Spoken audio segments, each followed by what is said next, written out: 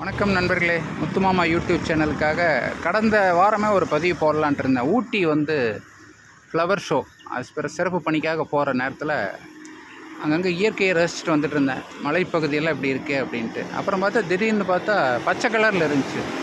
என்னடா அது புதுமையாக இருக்குது, இந்த மாதிரி புல்வெளி பச்சை கலரில் புல்வெளி இருக்கேன்னு பார்த்தேன்.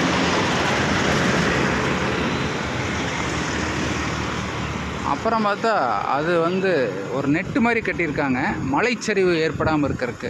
மழைக்காலத்தில் மலைச்சரிவு வரும். அது நெட்டு கட்டி அதில் பாருங்கள், அங்கங்கே ஆணி அடிச்சிருக்காங்க, பெரிய பெரிய ஆணி அடிச்சிருக்காங்க, ஸ்க்ரூ மாதிரி போட்டு டைட் பண்ணியிருக்காங்க.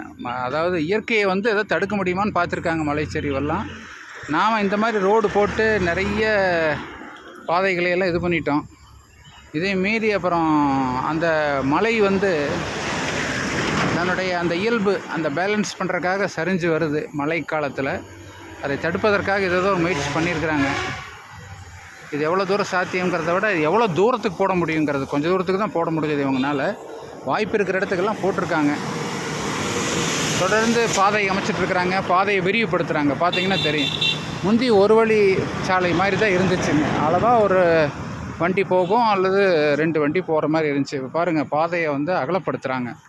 அப்படி அகலப்படுத்தும் போது, இதை சமப்படுத்தும் போது இந்த பக்கம் அப்படியே நிலச்சரிவு ஏற்படுறதுக்கான வாய்ப்பு இருக்குது. அப்படியே பயமாக இருக்குது எட்டி பார்க்குறக்கு. ஆனால் என்னாச்சுன்னா, இந்த பாகம் கீழ் ஒழுகாமல் இருக்கிறதுக்கு இங்கே பார்த்தீங்களா, இங்கே வலை போட்டு இது கீழ் ஒழுகாமல் இருக்கிறதுக்கு வலை கட்டியிருக்காங்க.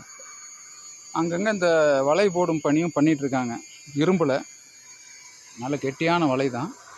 ஆனால் இதெல்லாம் எவ்வளோ தூரம் இயற்கையை நம்ம சமாளிக்க முடியும் அப்படிங்கிறது தெரில. இதெல்லாம் பாருங்கள், தெரியுதுங்களா?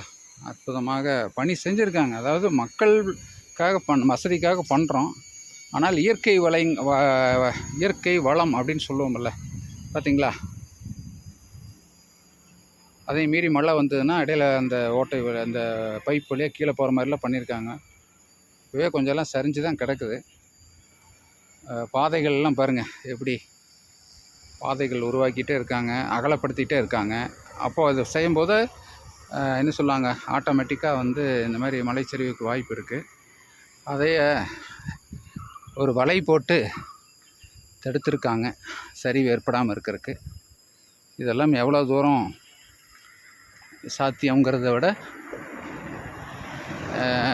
மலை பிரதேசங்களை நம்ம எவ்வளோ தூரம் வசப்படுத்தி கொண்டு இருக்கிறோம் அப்படிங்கிறது தான் முக்கியமான பார்க்க வேண்டியிருக்கு. முடிஞ்ச அளவுக்கு பாதுகாத்துட்டு அடுத்த தலைமுறைக்கு சரியானபடியில் விட்டுட்டு போகணுங்கிறது தான் என்னுடைய கோரிக்கை. நன்றி, வணக்கம்.